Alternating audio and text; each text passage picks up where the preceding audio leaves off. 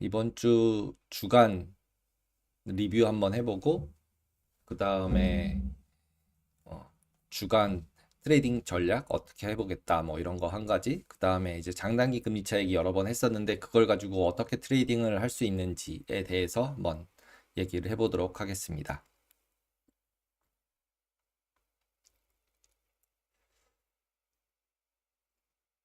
이거는 제가 그 연합에서 할 때 맨 앞부분에서 하려고 이제 뽑아 놓은 건데요. 들어가는 이제 뭐 내용으로. 그래서 이번 주에는 순매수 거랑 그다음에 총거래랑 두 가지를 다 뽑아봤어요. 순매수랑 그다음에 총거래가 다르더라고요. 와, 그래서 총거래로 가봤더니 매수매도 네팅 쳐서는 거의 뉴트럴이에요. 테슬라. 와, 매수한 사람, 매도한 사람이 거의 같아요. 그다음에 SQQQ도 그렇죠. 그다음에 3배짜리 베어 반도체. 그다음에 불 반도체. 대박인 것 같아요. 우리나라 역시 엔비디아 매도가 더 많아요, 오히려. 그래서 이제 매매를 진짜 미국 주식은 매매 잘하시는 분들도 많이 들어와 계신 것 같아요. 이 안에 TQQQ도 그렇고. 그리고 이제 순매수 네팅된 거 해서 3,400만 불 기준으로 해가지고 보면은 채권 3배짜리 채권이죠. 이거 20년 이상 이거 거의 주식처럼 움직여요. 그 다음에 TQQQ 그 다음에 커버드 콜 그 다음에 이제 주식들 이런 주식도 하더라고요. 뭐 3D 동영상 뭐 이런 주식이더라고요. 3D 뭐 AR, VR 하는 그리고 쿠팡이 들어가 있더라고요. 네. 그리고 이제 또 채권 있고요. 그 다음에 마소 있고 그 다음에 디비든드 스탁 배당주 그 다음에 이제 미국 밑에 것도 이제 US 주식들 전반적으로 들어가는 거여서 이런 것들은 이제 얼로케이션 하는 자산 배분 이제 펀드들에서 들어온 것 같아요. 그리고 이런 거는 이제 디렉션은 아까 앞에서 봤던 것처럼 샀다 팔았다 많이 하는 속스. 네. 그리고 이제 이런 것도 BDI 지수 추정하는 이제 드라이 벌크 쉬핑 관련돼 있는 ETF도 있더라고요. BDI 링크돼 있는 거. 예, 그래서 그것도 또 이제 매수 매도가 좀 있는. 그래서 이건 중국 경기 회복하는 거 뭐 이런 것 쪽을 보는 것 같습니다.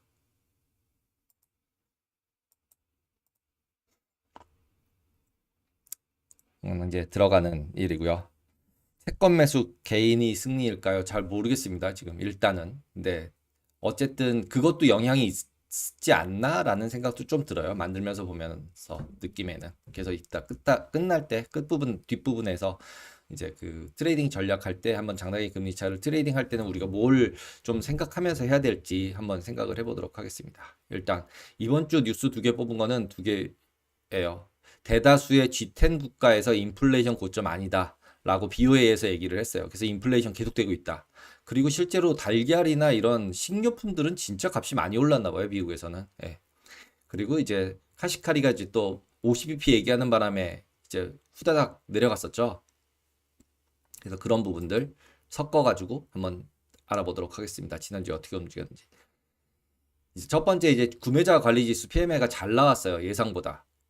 그래가지고 어느 정도 높게 시작을 했는데 이제 아까 앞에 뉴스에서 봤던 카시카리 여기 캐시캐리라고 썼는데 미니애폴리스 연방은행 총재죠. 근데 거기서 이제 50bp 얘기를 또 해놓고 뒤로 말은 또 수습을 했어요. 그랬는데 어쨌든 그 말 나오면서 이제 쭉 빠져버렸어요. 주가 빠지고 금리 오르고. 예. 그래놓고 달러 같은 경우는 확 약세가 됐죠. 이건 이제 유럽 쪽에서 이슈가 있었던 것 같아요. 유럽에서 인플레이션으로 확산되면서 유로 강세되고 금리 더 올릴 거다 이러면서 이제 더 올려버렸어요. 그리고 두 번째 목요일 날 가서는 유로존에서 이제 CPI가 예상보다 더 높은 8.5 발표되고 그 중에 특별하게는 이제 서비스하고 음식료 쪽이 더 많이 올라갔어요. 그래서 이제 50bp 인상 가능성 더 올라가고 그다음에 노동 비용도 계속 상승하고 있고 이러면서 금리가 또 상승을 해버렸죠. 근데 여기서는 미국 금리가 다시 올라갔어요. 여기서 내렸던 만큼 다시 올려버리는 달러가 다시 이제 강세가 돼버렸어요. 그래서 이 부분은 미국도 50bp 할지도 몰라 이런 쪽으로 이제 다시 돌아가는 거죠. 이쪽도. 예. 그러면서 이제 다시 위로 올렸고 그 바람에 이제 주가는 밀려버린 거죠. 그 다음에 이제 금요일 날 여기서 그 이때 이렇게 내려갔는데 줄줄줄 다시 올려서 실제로 일중으로 보면 별로 빠지지도 않았어요. 여기 저점 대비 꽤 많이 올렸어요. 이때 솔직히 왜 올렸는지 잘 모르는 것 같아요, 다. 근데 뭐 말로는 보스틱 나와서 5.25다 괜찮다 자기는 이쪽을 더 주장한다 이러면서 올렸다라는 포인트랑 비슷한 레벨의 시간대였는데 근데 이제 뭐 환경이나 다른데 이렇게 뉴스들 보시면 또 콜옵션 얘기를 또 해요. 뭐 알고리즘 매수 그다음에 콜옵션 매수가 많아져서 뭐 제로 DT 때문에 올랐다 뭐 이런 뉴스들도 있었어요. 그래서 이 올라간 거에 대해서는 약간 이제 물음표긴 하다. 라고 보시면 되고 3번 금요일 날 와서는 결국은 이제 다음 주 금리 상승이 이렇게 분명히 됐거든요. 이날 이제 금리 되게 많이 올랐어요. 그래서 이제 2년짜리 같은 경우는 거의 5% 가까이 근처 갈 뻔했고 10년짜리는 4% 넘어갔었고 막 이런 금리 되게 많이 올라간 날이었어요. 그런데 그때 앞부분 그러니까 장 시작해서 초반 때 하고 나서 쭉 밀리면서 끝나버렸어요. 근데 이때 이제 주가가 계속 올랐는데 여기서부터 보시면 쭉 올랐잖아요. 근데 이거 다 큰 이유를 잘 몰라요. 그러니까 뭐 저점 매수다. 그 다음에 S&P 같은 경우는 이제 200일선 찍고 올라왔다. 뭐 이러면서 기술적. 뭐 S&P는 찍었는데 뭐 나스닥은 안 찍었는데 비슷비슷한 근처에서 매수가 들어왔는지 알 수 없지만. 그러니까 결국 뭔지 모르겠는데 오르니까 이제 계속 오르는 이유 찾다 보니 그런 얘기들을 했다라고 보시면 될 것 같아요. 근데 제가 여기다 적었는데 이슈 없이 여기는 솔직히 올라갈 이유가 없는데 상승하는 거거든요. 그래서 이런 경우에는 보통 올라간 이유가 나오든가 아니면 다시 원복해야 돼요. 그래서 이번 주에 이제 여러 가지로 좀 복잡해지지 않을까? 거기다 이제 고용지표까지 나오니까요. 그래서 나스닥 같은 경우는 2.68% 정도 상승을 했었고요. 그리고 이제 외환금리 시장도 이제 저희가 계속 같이 보는데 결국은 이제 중국 리오프닝 하면서 경기 회복 기대되면서 PMI 잘 나오는 걸로 위안화가 되게 강세가 됐다라는 분이 되게 이제 좀 이제 외환 시장에서는 제일 큰 부분. 금리도 생각해 보면은 막 오른 것 같은데 다시 줄줄줄줄 흘러가지고 전주 대비로 비교하면은 2년짜리는 좀 많이 올랐는데 30년짜리 기준으로는 조금 빠졌어요. 오히려 그러니까 조금 아래예요. 예. 그래서 장당기 금차가 이제 드디어 90bp를 찍었어요. 저 91bp까지 보이더라고요. 그리고 이제 여기서 이제 유가 확 빠졌는데 UAE가 오펙 탈퇴한다 그랬다가 안 한게 그리고 다시 올라오고 다시 위로 쫙 올라갔어요. 그러니까 이런 뉴스들에 이제 굉장히 흔들리는 유가 같은 경우는 흔들리고 있다라고 보시면 될 것 같아요. 그리고 지금 위안화가 강세가 되고 있고 우리나라가 그 위에 있어요. 우리나라가 더 강세가 됐어요. 지금 이 차트에서 우리나라 코리아 원이 제일 위에 있어요. 네, 그렇게 보시면 될 것 같아요. 그래서 중국이랑 우리나라가 계속 연동되고 있음을 다시 확인하는 이제 환율 부분에 있어서는 그렇게 보시면 될 것 같아요. 그리고 이제 금리 쪽에서는 이제 페드 멤버들이 줄줄줄 얘기하면서 금리 다시 올렸다가 내렸다가 올렸다가 내렸다가 여기서 이제 모카시카 얘기하고 그다음에 여기 또 뭐 25bp라고 얘기하고 뭐 이러면서 이제 위아래로 움직였는데 솔직히 그거대로 움직였다고 보기가 라파엘 얘기해서 움직였다 보기가 좀 애매한 것 같아요. 예. 그래서 라파엘이 25p 얘기 일로 내렸고 캐시캐리가 올렸고 뭐 자기가 올리고 자기가 내리고 근데 이제 다음 주에 또 파월 얘기가 있으니까 또 이제 귀추가 주목이 되겠죠. 그리고 이제 지금 앞에서 쭉 말씀드렸던 거 월화수목으로 쭉 보시면은 옥시덴탈은 좀 잘 못 나왔었고 좀 잘 나왔고 그리고 대부분은 다 이제 타깃도 잘 나왔고 대부분 잘 나왔어요. 예, 실적들은. 그리고 이제 화요일날 같은 경우에 스페인이랑 프랑스 6.1, 6.2 CPI 나왔고 인플레이션이죠. 그리고 유럽도 이제 8.5 나와버리고 그다음에 이쪽에서 이제 EU 쪽 6.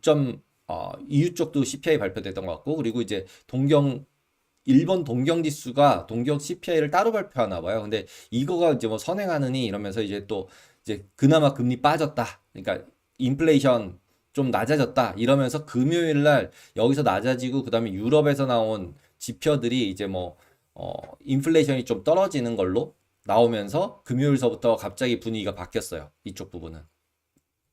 그리고 이제 PMI 같은 경우는 솔직히 잘 나온 거잖아요. 55면 54였는데 더 좋아지 50 이상이면 이제 좋은 거니까 거기다 비제조업이니까 이거 인플레이션 우려 있다고 얘기할 수 분명히 있는 거거든요. 예. 이런 부분이 분명히 있었음에도 불구하고 장은 또 상승을 했다. 금리 올라가는 요임에도 불구하고 빠졌다.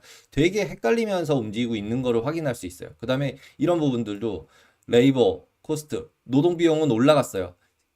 보시면 3.2예요. 네, 3.2인데 생산성은 오히려 예상보다 떨어졌어요. 1.7, 2.6이었는데 떨어지고 이건 1.6 예상이었는데 3.2로 올라가고 비용은 올라가고 생산성 하라고 이거 되게 안 좋아 보이는데 이것도 다 무시하고 다 올렸어요. 네. 그리고 이제 코스트코 같은 데서는 이제 뭐 어느 정도 이제 식료품이나 이런 것들 그렇게 인플레이션 우려가 좀 적어질 수 있다 이런 식으로 좀 발언을 했었고 이런 것들 때문에 지난주에 이렇게 움직이는 모습을 보였습니다. 그리고 제일 이제 그거는 목요일, 금요일 왜 오르는지 잘 모르겠다. 그러나 시장은 되게 견조하게 올랐다라고 보시면 되고 금리도 다 올라가는 느낌이었는데도 불구하고 그림으로 쭉 보시면은 천천히 내려갔죠. 여기서 중간중간 막 이제 지표 나오면서 올라갔지만. 네. 그래서 약간은 이런 부분에선 바이온딥도 주식이나 채권 다 나오고 있는 게 아닌가 이런 생각도 듭니다. 그리고 이제 패드와치 같은 경우 이러다 보니까 당연히 금리는 위로 다 한 칸씩 다 또 올라갔어요. 매주 한 칸씩 올라가고 있어요. 그러니까 지금 이제 3월 22일 날 이제 5%가 돼서 25bp 인상해서 5%될 가능성이 제일 높죠. 그리고 제가 패드여도 여기서 50 하면서 또 뭐그 디스인플레이션 얘기했었는데 여기서 또 꼬리 내리고 또 50bp 인상하는 것도 좀 웃기잖아요. 25bp씩 계속 하면 되지 않아요. 스테이 롱거라고 얘기했으니까 이제 그 말 안 바꾸는 수준에서 보면은 그냥 한 25bp씩 계속 여러 번 계속 올리면서 받고 그다음에 인하를 안 하는 방향으로 생각하고 있지 않을까 이렇게 생각이 듭니다. 그리고 이제 5월 3일 날 4월 달은 없고 5월 3일 날 같은 경우가 이제 69%였다 68% 떨어진 게 아니라 여기에 25에 있던 게 1로 넘어왔어요. 그래서 29%였던 게 32%. 그 다음에 여기 1.4%였던 게 2.8%. 그래서 점점 이제 그 5.75까지 보고 있는 거죠.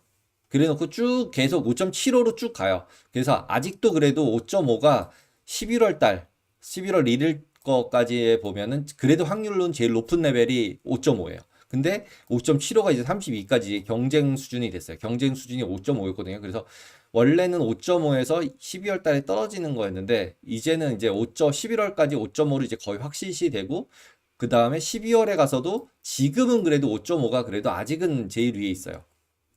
근데 이쪽이 계속 올라가서 24. 그 다음에 여기 이제 6.25까지도 베팅하는 사람들이 나온 거죠. 그 다음에 실제로 4.1%가 6%까지 갈 가능성이었는데 이제 6.9%로 조금 더 올라갔다.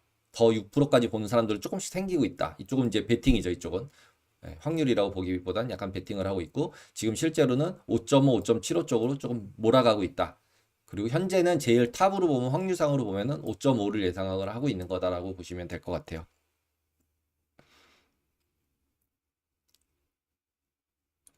그리고 이제 나스닥 그 전체 종목들 뷰인데 핵심 제일 뭐 눈에 띄었던 거는 메타 자사주 매입 발표한 거랑 그다음에 워렌 버핏 서한에서 자사주 이렇게 매입 발표하고 있는데 바이든은 또 이제 자사주 매입하면 세금 때린다 그러고 있고 그에 반해서 또 버핏은 자사주 세금 때리는 거 이상하다 뭐 정책 이상하다 이러고 약간씩 이제 그런 거에 대해서 잘 생각을 해야 된다 뭐 이런 얘기를 하고 있고 그리고 테슬라 데이에서는 뭐 별거 없고 그다음에 이제 반값 테슬라 나오는 거 사람들이 되게 기대를 했던 것 같아요. 그랬는데 그거 안 나왔다고 이제 좀 뺐어요. 그래서 올랐던 거 빼는 바람에 이제 보합 수준. 그래서 메타는 자사주 발표해서 왕창 올라서 9%, 9.8% 상승. 그리고 나머지 것들은 그냥 적당한 수준 2%대 약간 상승 이렇게 보시면 될 것 같습니다. 그래서 이번 주 이제 마켓 드라이버라고 제가 써놨는데 그래서 이번 주 이제 지표나 이런 것들은 뭐 여러 군데도 아까 저 홀릭스 방에도 올려주셨지만 되게 예쁘게 그 잘 만드네요. 그 소스몽키님. 그죠? 그래서 그런 자료도 그냥 보시면 되고요. 여기서도 지금 보시면 여기 시간들은 이제 파월 그 다음에 제가 이거를 올려드리는 이유는 이거 파일 보시면은 이 밑에 PDF 여셔가지고 요 밑에 이 부분들 쭉 누르시면은 이 부분들 누르시면은 다 링크로 다 들어가서 보실 수 있어요. 그래서 그냥 직접 확인해 보실 수 있다라고 보시면 되고 졸트 이제 고용 지표 나오는 부분, 고용 데이터, 실업률, 평균 임금, 노동 참여율 다 중요해졌어요. 이제는 이 안에 있는 것들이 예, 그렇게 보시면 될 것 같고 그리고 중국 인플레이션 율 YOY 이제 나오니까 2월 거 이때 보시면 되고 제일 무서운 게 지금 이거죠. 이 또 파월이 또 뭐라 그러나 또 지금 이제 실적은 대부분 다 나와버렸기 때문에 오라클하고 목요일 날 징둥닷컴 두 가지 정도밖에 없는 것 같아요. 그리고 이제 이번 주 토요일서부터는 이제 연준 블랙아웃이어서 이렇게 떠드는 것도 이제 다음 주엔 없는 거예요. 이제 예. 다음 주에 없는데 또 CPI 나오니까 또 뭐 또 월스트리트저널 닉 티미라우스 얘기 또 하면서 또 이렇게 움직였죠. 그 다음 주는. 그래서 일단은 그 다음 주는 모르겠고 이번 주 같은 경우는 일단 파월 연선 두 번. 이 시간으로 보시면은 여기 수요일인데 이거 실제로 12시에 밤 12시이기 때문에 이거 화요일이에요. 그래서 화요일 날 밤인 거고요. 그래서 대충 끊어서 보면 이 PM이 끊어지는 게 이제 미국 날짜라고 보시면 돼요. 이거 색깔 이 시간대를 다 한국 시간으로 제가 바꿔서 세팅해 놓은 거예요. 네. 그러면은 지난주 리뷰는 한 이 정도쯤 보시고 그 다음에 이제 옵션 미결제 약정들 오픈 인터레스트가 어떻게 됐는지 보시면은 그 차트는 좀 뺐어요. 너무 이제 많아서 장수들이. 그래서 좀 빼고 그냥 이제 실제로 변동된 것만 보자라는 쪽으로 보시면 될 것 같아요. 이거 누르시면은 다 디테일하게 보실 수 있어요. 여기 밑에 부분 이거 누르시면은 다 제자리에 가서 그 사이트에 있는 거 다 보실 수 있습니다. 그래서 S&P 같은 경우 보시면은 전체적으로 보면은 제일 눈에 띄는 건 이 원월물이 증가를 했는데 근월물보다 이게 눈에 띄어요. 그래서 원월물이 증가했다는 얘기는 이제 일반적으로는 12월물을 건드렸을 가능성도 굉장히 많고요. 그 다음에 이제 콜옵션을 매도하는 수도 있는데 일반적으로는 보통 이런 경우는 풋옵션들 매수가 좀 늘었을 가능성이 굉장히 많아요. 그리고 이제 콜이나 풋이나 다 섞여 있고 오히려 콜이 증가했다.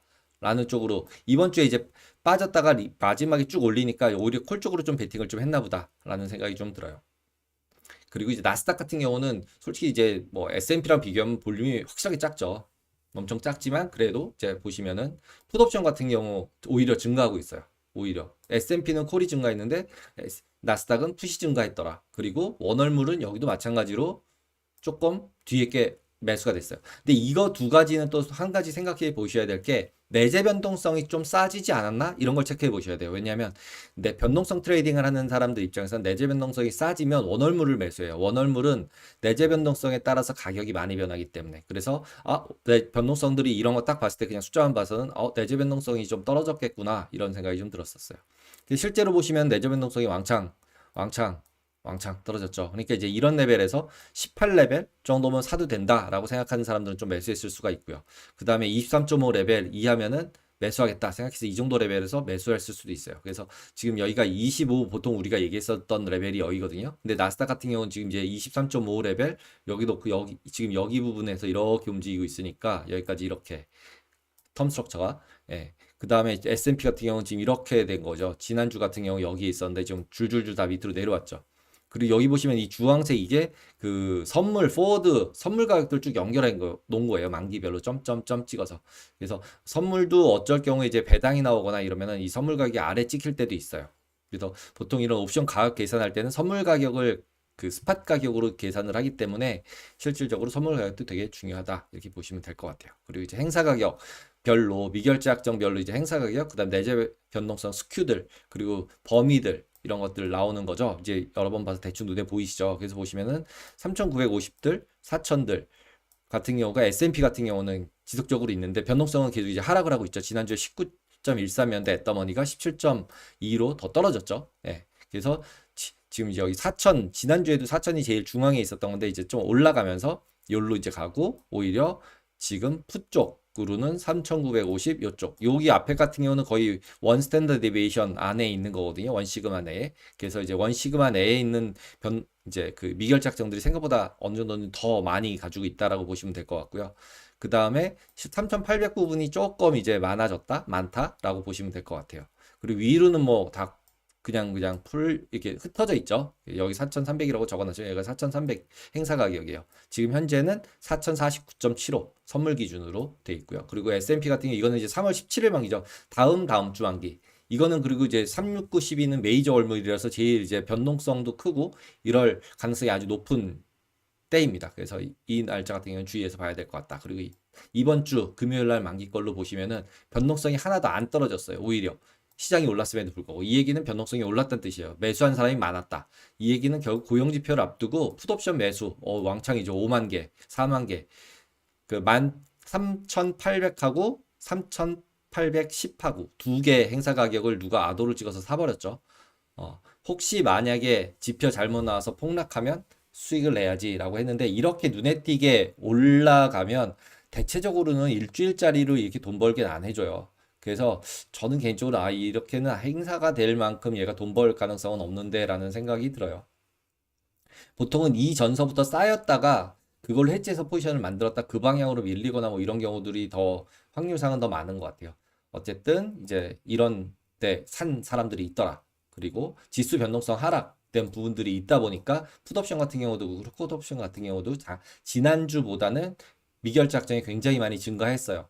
그러니까 고용지표 앞두고 베팅하는 사람들이 많아졌다라고 보시면 될 것 같아요. 위로는 그럼 베팅 어디다 해? 그때 4,200, 4,300이 많죠. 지금 보시면은. 그래서 그리고 변동성 스큐도 보시면 이렇게 올라가잖아요. 그러니까 꺾이는 점이 현재 애더머니가 아니라 약간 위쪽이에요. 여기도 마찬가지고요. 근데 여기는 약간 이게 더 위까지는 아니고 조금 이쪽보다는 조금 비슷한 좀 더 이제 꺾이는 점들이 여기는 한 4250점에서 꺾이고 여기 같은 경우는 지금 한 4200선 정도에 꺾이죠. 그래서 여기처럼 약간 위쪽으로 항상 이게 이쪽을 매도하는 사람들이 계속 있어서 그래요. 커버드 콜처럼. 이제 그리고 이쪽 뒤는 그리고 그냥 이제 베팅한 사람들이 있어서 약간 스마일 이렇게 나오는 거죠. 예. 그래서 일반적인 상황이다라고 보시면 될 것 같아요. 그럼 나스닥 같은 경우도 마찬가지로 이렇게 꺾여져 있죠. 지금 여기를 오히려 피봇하고 있는 거죠. 여기를 중앙섬으로. 옵션 같은 경우는 여기가 변동성이 제일 낮은 거죠, 지금. 여기도 여기가 변동성이 제일 낮고, 예, 이렇게 보시면 돼요. 그리고 스큐는 이 정도 돼 있고, 지금 나스닥 같은 경우는 미결제약 지형은 소폭 증가했는데, 어쨌든 현재 상태로는 12,000이 가장 많다.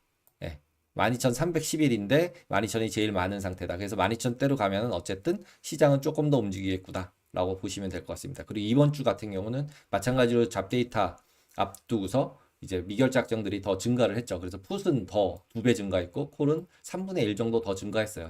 지난주 대비해서는. 이게 이 주간 위클리 옵션이기 때문에 그냥 지난주 만기되는 위클리 옵션들 같은 경우랑 비교했을 때로 계속 비교하고 있는 거예요. 근데 여기도 마찬가지로 똑같이 그러니까 내재 변동성이 안 떨어졌어요. 22%대로 그대로 유지가 되고 있죠. 약간 떨어졌지만 지난주 대비 오히려 올랐죠. 지금 애더머니는.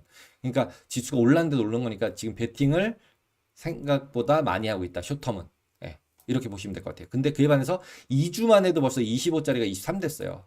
그리고 이제 좀 이따가 이제 볼큐랑 보시겠지만 볼큐나 빅스들은 꽤 많이 떨어졌어요.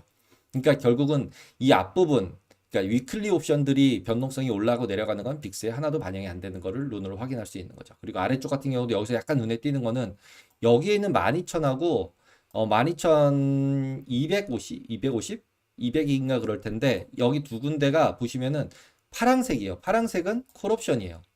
콜옵션인데 이건 인더원이 된 상태인데 안 걷었어요. 그죠?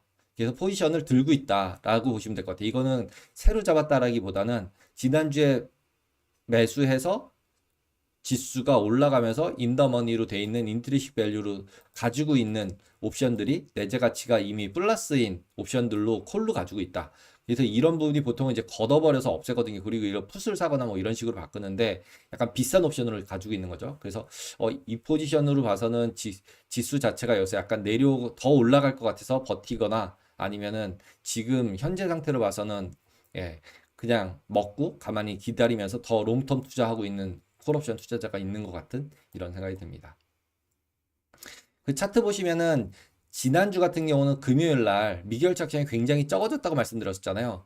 그러다 보니까 결국은 이렇게 그러니까 봉의 크기가 굉장히 커진 것 같아요. 그러니까 미결착 시장이 되게 많을 때는 그때 말씀드렸듯이 오히려 기관이 지금은 매수 플레이를 해야 되는 상황이어서 십자봉, 덧지 십자형을 만든다. 그래서 올라가면 팔고 내려가면 사는 게 많아질 수 있다고 말씀드렸지만 지난주 같이 미결착 시장 확실하게 적어지면은 별로 그런 거에 영향을 안 받는 거죠. 그러니까 한 방향으로 쭉 밀리고 한 방향으로 쭉 내려가는 그런 모습이 나타날 수 있다라고 말씀드렸었는데 실제로 나타난 거라고 보시면 될 것 같아요. 그래서 지금 여기 같은 경우도 이번 주 같은 경우 주 말로 보면은 지난주 대비해서는 더 많이 움직일 가능성이 많죠. 특히 아래쪽으로 가면은 누군가가 매수해서 받쳐서 끌어올릴 가능성이 있으니까 오히려 이거는 저점 매수를 해야 되는 주인가? 이런 생각이 좀 드는 것 같습니다. 그래서 지금 현재 보시면 여기서도 마찬가지로 예, 변동성 완전히 다 지금 다 떨어져 버렸어요. 그래서 20일 실현 같은 경우는 25.69로 급락을 해버렸고 그 다음에 위클리 옵션은 아까 앞에서 보셨듯이 내재 변동성 하락은 제한됐었어요. 그죠? 그리고 금리 급등을 했음에도 불구하고 볼큐는 2.77%가 2.77%포인트가 급락해가지고 23%대로 떨어져 버렸다라고 보시면 되고 미결제 약정들 같은 경우는 이제 지금 앞에서 보셨듯이 계속 감소한 이후에 오히려 점점 많아지고 있다. 왜냐하면 잡데이터를 기다리면서 베팅하는 사람들이 늘고 있다라고 보시면 될 것 같아요. 그래서 매수하는 세력들도 생각보다 있지 않을까라는 생각이 들어요. 근데 이제 기본적으로 변동성이 뒤쪽은 2주짜리, 3주짜리는 되게 하락 중이었잖아요. 그러니까 이제 그 뒤쪽 거는 오히려 매도 전략을 하고 있는 것 같고 오히려 프런트 먼스 그러니까 프런트 위기죠. 이제는 예전에 프런트 먼스라고 불렀는데 이제는 프런트 위기라고 그래야 될 것 같아요. 그래서 이번 주 금요일 만기는 매수하고 그 다음 주 만기는 매도해 놓는 이런 전략을 썼을 수도 있어요. 그리고 지금 미결작정으로 보면 11,800 레벨에 굉장히 많이 깔려 있었잖아요. 아까 여기서 보시면은 나스닥 같은 경우 이런 거 11,800 여기쯤. 그러면 결국은 여기 2 시그마 레벨이거든요. 2000 깨고 내려가면 여기 밑에서는 더 바이들이 많아질 수 있으니까 해지하는 쪽에서는 여기서 근데 지금 추정한 거는 기관들이 매수를 했다라는 가정이에요. 기업 그러니까 개인들이 오히려 매도 포지션을 가졌다라는 가정. 위클리 옵션들 같은 경우는 예. 그랬을 경우에 거기서 바닥 치고 올라갈 가능성이 있다. 그래서 이런 레벨 가면 좀 사도 되겠는데 뭐 이런 느낌입니다. 그 지수 같은 경우 보시면 아까 앞에서 보셨듯이 월화수 빠지고 목요일날 빠졌던 거를 반등시켜서 목금 쫙 다 올려서 끝내서 양봉으로 만들어서 끝낸 거죠. 그래서 MACD 같은 경우 여기가 약간 들어 올렸죠. 이렇게. 그래서 상승 전환 가능성을 좀 보였고 그 다음에 시가랑 종가 부분이 오히려 차이가 커지고 있고 그리고 여기서 보시면은 지금 15일선 이동평균 위에서 끝냈어요. 여기서 보시면 요 사각형 안에 보면 121선보다는 하락하고 있고 15일선도 하락하고 있고 근데 이제 지수 자체가 15일선은 위로 올라왔고 예, 그런 상태가 되니까 이번 주에 좀 올라가면 15일선이 상승으로 돌 거고 그 다음에 120일선도 지금 이제 어느 정도는 여기까지 왔으니까 여기서 조금 이제 시간만 지나가면 120일선도 위로 이제 바뀌겠죠. 그러면 지금 어떻게 보시면은 지금 121선보다는 현재 지수가 위에 있잖아요. 그죠? 그리고 15일선보다는 아래로 다시 내려왔다 다시 올라가니까 지금 121선보다 위에 있으니까 상승 국면, 15일선보다 위에 있으니까 상승 국면으로 돌 가능성이 커진 거죠. 지금 현재 상태로는. 그리고 두 개가 근데 이제 이동평균선이 지금 하락하고 있으니까 기술적으로 보면 아직도 상승세라고 전환하기는 없다. 근데 이거 좀 이따 돌 것 같고 이것도 시간만 지나면 돌 것 같으니까 기술적으로 보면은 여기서 이렇게 해서 올려서 돌리고 이거 돌리고 그러면서 이거 조정받고 그래서 여기 121선 맞고 올라가면은 아주 되게 그림 되게 좋은 그러면서 여기 이제 크로스 되면서 올라가면 되게 테크니컬리는 좋아 보여요. 그 다음에 이제 여기 고점 연결한 이 저항선 뚫고 올라가 주면서 여기 위로 올라가면은 상승 추세로 완전히 이제 완연하게 어느 정도 들어갔다고 볼 수 있는 상태인 것 같아요. 그리고 여기 보라색 이 채널이 상승 채널 이제 앞쪽에서 그려놓은 상승 채널이에요. 이걸 이제 제가 확대 좀 다음번엔 더 확대해서 그려와야 되겠는데 이 부분이 이제 상승 채널 길게 아주 오래전서부터 계속 거놓은 상승 채널이에요. 예, 그래서 이 상승 채널 내에서 왔다 갔다 하면서 이제 올라가는 모양을 그려주면서 가는 게 올해의 가장 베스트 시나리오고 이거 상승 추세 깨지면 다시 이제 하락 추세로 돌아가는 건데 그 하락 추세는 지금 여기 있는 이 기존에 계속 있었던 하락 추세는 요 노란색 같은 선, 요 두 개 선이거든요. 그래서 이렇게 내려가서 이 선이 여기까지 내려와서 이게 하락해서 여기까지 뚫고 내려서 이걸 다시 아래로 가는 상황이면은 진짜 이제 완전 침체로 돌아가서 주가 완전히 폭락하는 이런 상태라고 봐야 될 것 같아요. 근데 그런 상태가 될 것 같지는 않은 것 같아요. 지금은 일단은 미국이 고용이 완전히 나빠지지만 않으면 괜찮을 것 같아서 그렇게 보진 않습니다. 그래서 지금 현재는 이제 추세는 조금 약한 쪽으로 갔고 변동성들은 한 중앙선에 와 있다고 보시면 될 것 같아요. 그래서 지난주 같은 경우는 매수가 있었죠. 매수가 12,000 정도에서 매수 계약 2계약, 10계약 매수할 수 있는데 2계약 정도 매수된 상태가 있었고 지난주에 이렇게 움직여서 올라가서 지금 이제 플러스 존에 있는 거죠. 지금 현재 한 270포인트 정도 플러스 존에 있는 건데 여기서 오히려 빠지면 아까 얘기했던 11,800선에서 조금 무너지는 레벨까지 간다라고 하면은 매수한다. 근데 11,780은 또 얘랑도 겹쳐져요. 2시그마 2일짜리. 그러니까 뭐 조정을 갖는다면 월요일, 화요일 조정 받고 오히려 수요일이나 이때부터 이제 잡데이터들 좀 더 이제 실업률 높게 나오고 뭐 이러면서 좀 장을 올려주면은 깔끔한 모양. 그래서 추가되고 다시 올라가지고 거기서 더 밀려서 밑으로 가버리면 이제 로스컷 하는 거고요. 이런 식으로 생각을 하면 될 것 같습니다. 그리고 이제 만약에 급반등 여기서 급등을 그냥 쉬지 않고 계속 올라가 버린다. 그러면 그냥 어떻게 할 거냐? 그러면은 한 12,695, 12,695 같은 경우는 여기에 있는 그냥 원시그마 레벨로 잡았어요. 일주일 안에 원시그마가 레인지가 이렇게 나오거든요. 그러면 이 원시그마 레인지 안에서 그냥 위에서 그냥 익절하자. 거기서 그냥 신규 매도도 하자. 2개 정도. 그래서 2시그마 변동성들은 어느 정도는 지금 저는 떨어지고 있는 추세라고 보기 때문에 이제 2시그마 레벨로 올라가려면 이벤트가 확실하게 뭔가 있어야 돼요. 그래서 그냥 원시그마 내에서 왔다 갔다 하는 레인지장 아닌가라는 생각이 듭니다. 질문들이 있으시면 한번 리뷰를 하고 다음으로 넘어가 보도록 하겠습니다.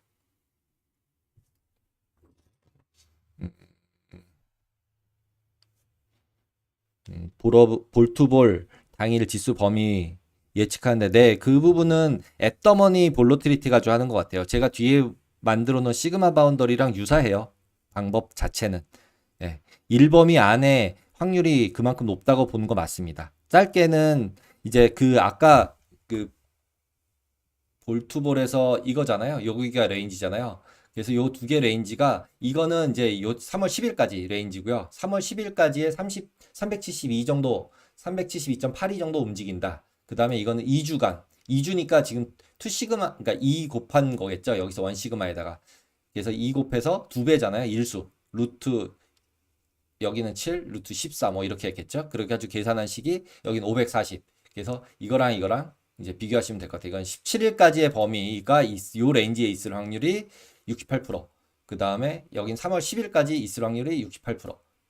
그리고 이거는 지금 이제 나스닥이고 S&P 같은 경우는 마찬가지로 요 레인지 하나. 이게 1시그마, 1시그마. 여기도 1시그마, 1시그마. 이거는 17일까지, 이건 10일까지. 이렇게 보시면 될 것 같아요.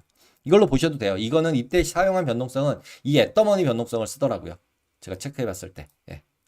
그래서 변동성을 저기 뒤에서 제가 시그마 바운더리 만드는 거는 그냥 볼큐 가지고 하고 있는 거고요. 앞에서는 조금 다르겠죠. 23.4였는데 여기는 지금 23.4. 이건 거의 같네요. 예. 24.42. 그 다음에 지금 볼큐 같은 경우가 23.24. 조금 다르네요. 그죠? 예. 그렇게 보시면 될 것 같아요. 제이미님 안녕하세요.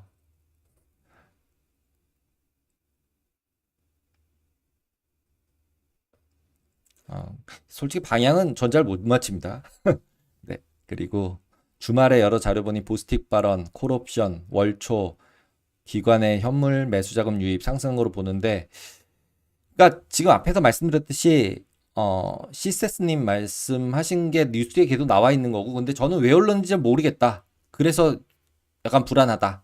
라는 게 오히려 더 콜옵션 때문에 올라간다 이런 것도 그냥 붙이는 거고 보스틱 발언이나 앞에서 이제 말씀드렸듯이 카시캐리 얘기해가지고 또 빠졌다가 보스틱 얘기해서 다시 오르고 리바운드 한 거에 대해서 이제 그런 식으로 얘기를 하더라고요. 환경 글로벌 마켓에서 그렇게 얘기하는데 저도 환경 글로벌 마켓은 보거든요. 그래서 거기에서 얘기한 건 그렇게 얘기했는데 전 뭐 특별한 이유는 아닌 것 같다. 그냥 올랐는지 잘 모르겠으니까 그렇게 얘기하는 것 같다라는 생각입니다. 네, 그리고 제이미님 채권 10년짜리 목요일 날 4% 치자 바이더 딥 들어와가지고 매수 확 들어온 거 맞는 것 같아요. 저도 또 그때 보고 있었는데 포지션 잡고 싶어서 지금은 네 그렇게 맞는 것 같은데 지금 저 이제 장단기 금리 차 어떻게 될지 그리고 금리가 어떻게 될지가 지금은 오히려 주가보다 더 재밌는 관전 포인트인 것 같습니다. 그리고 옵션은 지금 콜, 풋 전부 위아래 좁게 보고 있는 것 같은데 네 맞습니다. 아까 이거 보시면은 볼트볼 보시면은 레인지를 되게 좁게 보고 있는 거예요. 이렇게 앞에 쪽에다가 베팅하고 있는 경우 별로 없어요. 대부분 다 여기 2시그마에다 베팅해요. 여기처럼 이렇게 미치게 3시그마에다 갖다 베팅하는 데들도 없저다 있지만 일반적으로는 여기 2시그마에다 베팅을 많이 해요. 여기 부분. 왜냐하면 여기가 대박 칠 때 대박을 치거든요. 이런 거 11,800 같은 거가 제일 대박 치기 제일 좋은 거죠. 보통 매수하거나 매도하거나. 예. 매도하는 사람의 입장에서는 절대 안 갈 것 같고, 그다음 매수하는 입장에서는 한 번 가기만 하면 대박 날 것 같고, 이렇게 해서 제일 잘 만나는 곳입니다. 저 정도 레벨이. 음, 보스틱 발언은 이틀 연속했는데 뉴스화되면서 마치 여름에 멈춘다고 약간은 뭐 그런 식으로 코멘트를 하는 거죠. 근데 여러 명이 투표라는 거에서 결국은 그리고 파월 얘기가 제일 중요하지 않을까 싶습니다. 근데 파월은 계속 데이터 드리븐이라고 얘기할 것 같고요. 그 다음에 어쨌든 자기는 디스인플레이션이라는 단어 만들어가지고 또 이제 지금 다시 또 욕을 먹고 있는 상황이라서 인플레이션 안 잡히니까. 근데 이제 금요일 날은 조금 인플레이션이 잡히는 데이터들이 나와서 어떻게 될지 끝까지 봐야 될 것 같습니다. 그래서 뭐 주가를 예측할지 인플레이션을 예측할지 뭔가를 예측하는 거잖아요. 어차피. 예. 그래서 그런 거를 뭐 이렇게 어떤 걸 확실하게 예측해보다는 움직이는 걸 보고 하시는 게 더 맞을 것 같아요.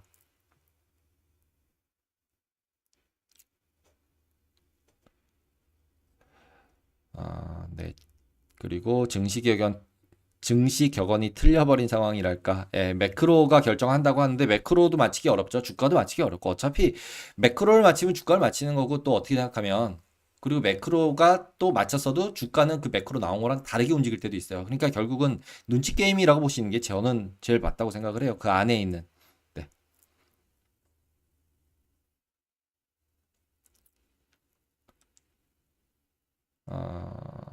예, 볼큐 맞습니다.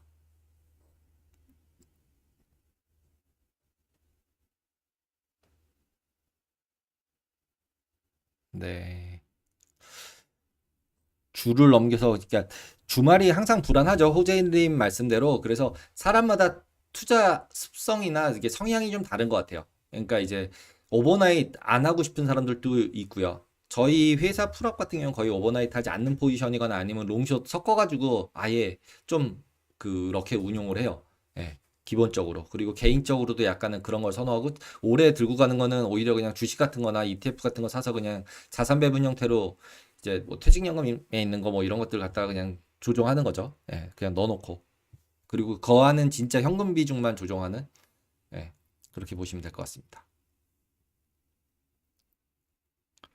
포지션 그 파생을 가지고 오버나이트 하는 거는 이제 되게 그 증거금을 많이 넣어놓고서 하는 걸 저는 더 추천을 드리는 것 같아요. 저의 성향에 맞아요. 왜냐하면 오버나이트 하고 있는데 언제 마진콜 걸릴까 봐 하는 거는 이거 가슴이 후달려서 예, 잘 못합니다, 저는.